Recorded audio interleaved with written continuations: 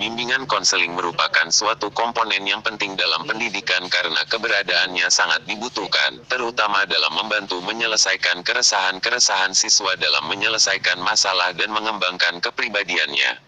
Untuk itu, keberadaan BK harus direncanakan secara matang agar pelaksanaannya dapat berjalan sesuai yang diharapkan. Perencanaan bimbingan konseling adalah langkah penting untuk merumuskan mengenai apa yang akan diharapkan dan apa yang harus dilakukan.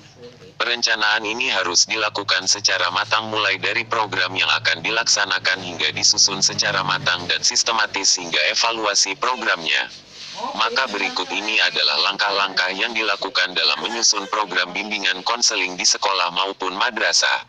Menentukan karakteristik siswa.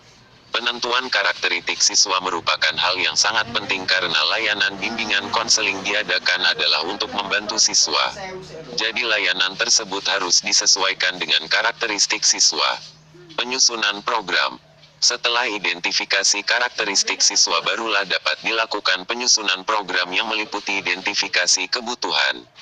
Yakni penyusunan program harus disesuaikan dengan kebutuhan nyata siswa secara lengkap dan menyeluruh.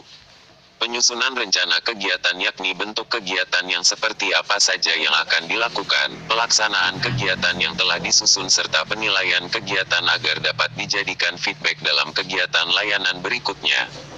Setelah tahap-tahap tersebut dilakukan, maka terdapat beberapa hal yang harusnya juga diperhatikan agar perencanaan yang telah dibuat berjalan lancar dan sesuai keinginan, yaitu pertama, layanan bimbingan dan konseling memerlukan ketersediaan guru BK yang berlatar belakang pendidikan BK. Kenapa diharuskan adanya guru BK yang berlatar belakang pendidikan BK? Hal ini dikarenakan kegiatan layanan merupakan kegiatan yang membutuhkan berbagai keahlian dalam menghadapi segala kebutuhan siswa. Jika layanan dilakukan oleh orang yang profesional dalam bidangnya, maka kegiatan tersebut akan berjalan sesuai yang diinginkan. Kedua, tersedianya program BK, sarana dan prasarana yang lengkap dan memadai berdasarkan pedoman pelaksanaan dan prinsip-prinsip BK. Adanya sarana dan prasarana adalah salah satu penunjang kegiatan BK di sekolah. Sarana dan prasarana yang memadai pun juga menjadi faktor penting penunjang kegiatan BK. Ketiga, kesamaan sikap dan pandangan seluruh stakeholder pendidikan tentang arti pentingnya BK bagi peserta didik untuk mengenal kepribadian dirinya.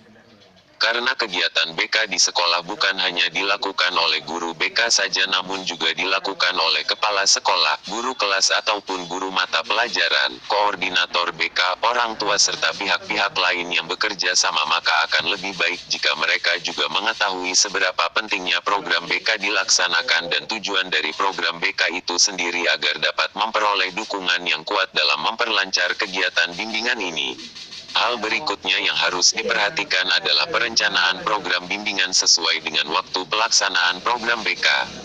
Karena jenis-jenis program bimbingan dapat dilaksanakan tahunan, semester, bulanan, mingguan, dan harian, maka guru juga harus dapat menyusun waktu yang tepat dalam melakukan perencanaan, pelaksanaan, penilaian dan penindaklanjutan program agar jenis-jenis program tersebut dapat dilakukan sesuai tujuan.